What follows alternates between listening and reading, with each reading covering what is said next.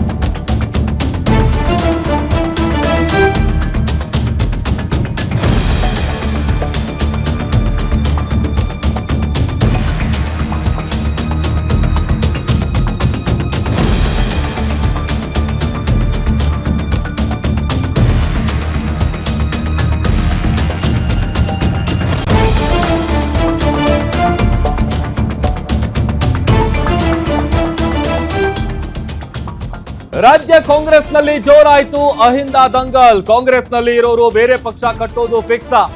ಯಾಕಂತಂದ್ರೆ ದಾವಣಗೆರೆ ದಂಗಲ್ ವಿಚಾರಕ್ಕೆ ಕಾಂಗ್ರೆಸ್ಗೆ ಬಿಗ್ ವಾರ್ನಿಂಗ್ ಕೊಡಲಾಗಿದೆ. ಅಹಿಂದ ಪಕ್ಷವನ್ನ ರಚಿಸುವ ಎಚ್ಚರಿಕೆಯನ್ನ ಅಹಿಂದ ಸಂಘಟನೆ ನೀಡಿದೆ. ರಾಷ್ಟ್ರೀಯ ಅಹಿಂದ ಸಂಘಟನೆಯ ಪ್ರಧಾನ ಕಾರ್ಯದರ್ಶಿ ಶಿವಣ್ಣ ಅವರು ಕೊಟ್ಟಿರುವಂತಹ ಎಚ್ಚರಿಕೆ ಇದು. ಕಾಂಗ್ರೆಸ್ ಬೆಂಬಲಿಸಿದ್ರು ಅಹಿಂದ ವರ್ಗವನ್ನ ಕಡೆಗಣಿಸ್ತಾ ಇದ್ದಾರೆ ಅನ್ನುವಂತ ಆರೋಪ ಮಾಡ್ತಾ ಇದ್ದಾರೆ. ದಾವಣಗೆರೆಯಲ್ಲಿ ಒಂದು ಕುಟುಂಬಕ್ಕಾಗಿ ಮುಸ್ಲಿಮರಿಗೆ ಅನ್ಯಾಯ ಆಗಿದೆ. ನಾವು ನಿಮಗೆ ಮತ ಹಾಕ್ಬಿಟ್ಟು ನಿಮ್ಮ ಮುಂದೆ ಬಂದು ಭಿಕ್ಷೆ ಬಿಡ್ಬೇಕಾ? ದಲಿತ ಸಿಎಂ ಮಾಡಿ ಪರಮೇಶ್ವರ್ ಅಥವಾ ಖರ್ಗೆ ಅವರನ್ನ ತಂದು ಕೂರಿಸಿ ಅಂತ ನಾವು ಕೇಳ್ಕೋಬೇಕಾ? ಕಾಂಗ್ರೆಸ್ ಪಕ್ಷದ ಯೋಗ್ಯತೆಗೆ ಏನ್ ಕೆಲಸ ಮಾಡಿದ್ದೀರಾ? ಸಿಎಂ ಸಿದ್ದರಾಮಯ್ಯ ಅವರಿಗೂ ನಾವು ಸೇರ್ಸಿ ಹೇಳ್ತಾ ಇದ್ದೀವಿ, ಇಲ್ಲಿಗೆ ಸುರ್ಜೇವಾಲಾ ಅವರು ಬರೋದು ಯಾತಕ್ಕಾಗಿ? ಚೀಲ ತುಂಬ್ಕೊಂಡು ಹೋಗಕ್ಕ? ಈ ತರದೆಲ್ಲ ಪ್ರಶ್ನೆಗಳನ್ನ ಮಾಡಿದ್ದಾರೆ. ಸಿದ್ದರಾಮಯ್ಯ ಆದ್ರೂ ಅಷ್ಟೇ, ಡಿ ಕೆ ಶಿವಕುಮಾರ್ ಆದ್ರೂ ಅಷ್ಟೇ, ನಮಗೆ ಇಂಪಾರ್ಟೆನ್ಸ್ ಕೊಟ್ರೆ ಮಾತ್ರ ಓಕೆ, ಇಲ್ಲ ಅಂತ ಅಂದ್ರೆ ತಕ್ಕ ಪಾಠ ಕಲಿಸ್ತೀವಿ ಅಂತ ಎಚ್ಚರಿಕೆಯನ್ನ ಕೊಟ್ಟಿದ್ದಾರೆ. ಅಲ್ಲಿಗೆ ರಾಜ್ಯ ಕಾಂಗ್ರೆಸ್ನಲ್ಲಿ ಅಹಿಂದ ದಂಗಲ್ ಜೋರಾಗ್ತಾ ಇದೆ. ಯಾಕಂತಂದ್ರೆ ಪಕ್ಷ ಅಧಿಕಾರಕ್ಕೆ ಬರೋದಕ್ಕೆ ನಮ್ಮ ಮತಗಳು ಬೇಕು, ನಾವು ನಿಮಗೆ ವೋಟ್ ಮಾಡಬೇಕು, ನಾವು ನಿಮಗೆ ಸಪೋರ್ಟ್ ಮಾಡಬೇಕು. ಬಟ್ ನಮಗೆ ಯಾಕಷ್ಟು ಪ್ರಾತಿನಿಧ್ಯ ಕೊಡ್ತಾ ಇಲ್ಲ, ಯಾಕೆ ಪ್ರಿಫರೆನ್ಸ್ ಇಲ್ಲ? ಈ ಎಲ್ಲ ವಿಚಾರಗಳಿಗೆ ಸಂಬಂಧಪಟ್ಟಂತೆ ಕಾಂಗ್ರೆಸ್ಗೆ ಒಂದು ವಾರ್ನಿಂಗ್ ಅನ್ನ ಕೊಡುವಂತ ಕೆಲಸ ಅಹಿಂದ ಸಂಘಟನೆ ಮಾಡಿರೋದು.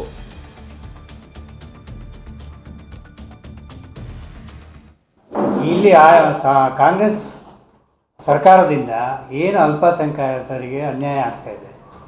ಒಂದು, OBC ವರ್ಗ ಮತ್ತು ಅಹಿಂದ ವರ್ಗಗಳನ್ನು ಮತಗಳನ್ನು ಬಳಸ್ಕೊಂಡು ಇವರು ನಮ್ಮ ಮೇಲೆ ಮೇಲ್ವರ್ಗ ಸಮಾಜದ ದೃಷ್ಟಿಯಿಂದ ಆಯಿತಾ ಪಟ್ಟಭದ್ರ ಹಿತಾಸಕ್ತಿಗಳಿಂದ ನಮ್ಮನ್ನು ತುಣಿತಾ ಇದ್ದಾರೆ.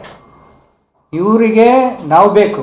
OBC ಅಹಿಂದ ಓಟು, ಅದು ಅಲ್ಪಸಂಖ್ಯಾತರು, ಪರಿಶಿಷ್ಟ ವರ್ಗ, ಎಲ್ಲ ನಮ್ದು ಬೇಕು 80% ಮತ. ಆದರೆ ನಮಗೆ ಯಾವುದೇ ಒಂದು ಈ ಸಮಾಜದಲ್ಲಿ ನಿಗಮ ಮಂಡಳಿ ಆಗಲಿ, MLCಗಳಾಗಲಿ, ಇನ್ನೊಂದಾಗಲಿ 224 ಸೀಟಲ್ಲಿ 225% ನಮಗೆ ಕೊಡಬೇಕು. ಇವರು ಯಾಕೆ ಹಿಂದುಳಿದ ವರ್ಗಗಳಿಗೆ ಕೊಡ್ತಾ ಇಲ್ಲ? ಅಲ್ಪಸಂಖ್ಯಾತರಿಗೆ 1 ಕೋಟಿ ಜನಸಂಖ್ಯೆ ಇದ್ದಾರೆ. ಅಲ್ಪಸಂಖ್ಯಾತರು 90% ಓಟ್ ಹಾಕ್ತಾರೆ ಕಾಂಗ್ರೆಸ್ಗೆ, JDSಗೆ, ಇನ್ನೊಂದಕ್ಕೆ. ಇವರ ವೈಯಕ್ತಿಕ ಇವ್ರ ಪಕ್ಷ ಬೆಳೆಸ್ಕೊಳ್ಳೋಕ್ಕೆ ಅವ್ರನ್ನ ಬಳಸ್ಕೊಂಡು ಆಮೇಲೆ ಬಿಸಾಕ್ತಾರೆ ಅವರು. ಇಲ್ಲಿ ಕಾಂಗ್ರೆಸ್ ಸರ್ಕಾರದಿಂದ ಏನು ಅಲ್ಪಸಂಖ್ಯಾತರಿಗೆ ಅನ್ಯಾಯ ಆಗ್ತಾ ಇದೆ.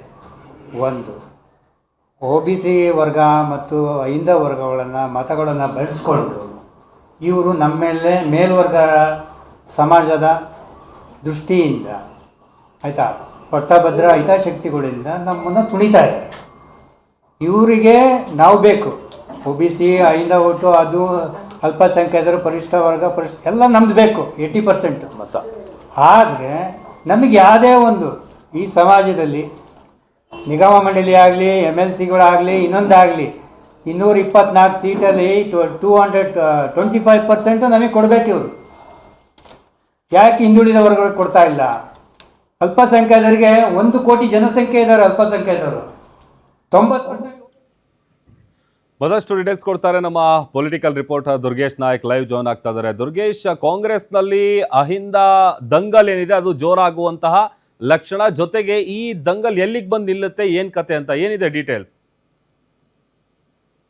ಪ್ರಭು, ದಾವಣಗೆರೆ ಉಪಚುನಾವಣೆಯ ಬಳಿಕ ರಾಜ್ಯದಲ್ಲಿ ಅಲ್ಪಸಂಖ್ಯಾತರ ಅಸಮಾಧಾನ ಸಾಕಷ್ಟು ಹೆಚ್ಚಾಗಿರುವಂತದ್ದು. ಅದರಲ್ಲೂ ಕೂಡ ಪ್ರಮುಖವಾಗಿ ಇಬ್ಬರು ನಾಯಕರ ತಲೆದಂಡ ಆದ ಬಳಿಕ ಅಹಿಂದ ನಾಯಕರೆಲ್ಲರೂ ಕೂಡ ಅಲರ್ಟ್ ಆಗಿರುವಂತದ್ದು. ಜೊತೆಗೆ ಕಾಂಗ್ರೆಸ್ ಪಕ್ಷ ಅಲ್ಪಸಂಖ್ಯಾತರನ್ನ ಯಾವ ರೀತಿ ನಡೆಸ್ಕೊಳ್ತಾ ಇದೆ ಅನ್ನುವಂಥದ್ದು ಇಲ್ಲಿ ಮುಖ್ಯವಾಗಿ ಚರ್ಚೆ ಆಗ್ತಾ ಇದೆ. ಪ್ರಮುಖವಾಗಿ ಅಹಿಂದ ನಾಯಕತ್ವವನ್ನು ಟಾರ್ಗೆಟ್ ಮಾಡಲಾಗ್ತಾ ಇದೆ. ಡಿ ಕೆ ಶಿವಕುಮಾರ್ ಮತ್ತು ಒಂದಿಷ್ಟು ಏನೋ ಕೆಪಿಸಿಸಿ ಅಧ್ಯಕ್ಷರಾಗಿ ಕೈಗೊಂಡಿರುವ ಕ್ರಮಗಳೇ ಸರಿ ಇಲ್ಲ ಅನ್ನುವ ನಿಟ್ಟಿನಲ್ಲಿ ಅಹಿಂದ ನಾಯಕರು ಇದನ್ನ ಪ್ರಶ್ನೆ ಮಾಡೋದಕ್ಕೆ ಆರಂಭಿಸಿದ್ರು. ಜೊತೆಗೆ ಸಿಎಂ ಸಿದ್ದರಾಮಯ್ಯ ಆಪ್ತರಲ್ಲಿ ಗುರುತಿಸಿಕೊಂಡಿರುವಂತಹ ಸತೀಶ್ ಜಾರಕಿಹೊಳಿ, ಕೆ.ಎನ್. ರಾಜಣ್ಣ, ಜಮೀರ್ ಅಹಮದ್ ಸೇರಿದಂತೆ ಹಲವಾರು ನಾಯಕರು ಕೂಡ ಇದನ್ನ ಪ್ರಶ್ನೆ ಮಾಡಿದ್ರು. ಇದೀಗ ಅಹಿಂದ ಸಂಘಟನೆಗಳು ಕೂಡ ಇದ್ರ ಬಗ್ಗೆ ಧ್ವನಿ ಎತ್ತಾ ಇರುವಂತದ್ದು. ಕಾಂಗ್ರೆಸ್ ಪಕ್ಷಕ್ಕೆ ಅಹಿಂದ ಯಾವ ರೀತಿ ಮತಗಳನ್ನ ಕೊಡ್ತಾ ಬಂದಿತ್ತು, ಕಾಂಗ್ರೆಸ್ ಪಕ್ಷಕ್ಕೆ ಯಾವ ರೀತಿ ಕೆಲಸವನ್ನ ಮಾಡ್ಕೊಂಡ್ ಬಂದಿದ್ದೀವಿ, ಕಾಂಗ್ರೆಸ್ ಪಕ್ಷ ಇರೋದೇ ಅಹಿಂದ ಮತಗಳ ಮೇಲೆ ಅನ್ನುವಂಥದ್ದನ್ನ ಇವತ್ತು ಪ್ರಶ್ನೆ ಮಾಡಿ ಕಾಂಗ್ರೆಸ್ ಪಕ್ಷಕ್ಕೆ ಒಂದು ಏನು ಎಚ್ಚರಿಕೆಯ ಗಂಟೆಯನ್ನ ಕೊಡುವಂತ ಕೆಲಸವನ್ನ ಇದೀಗ ಅಹಿಂದ ನಾಯಕರು ಮಾಡಿರುವಂತದ್ದು.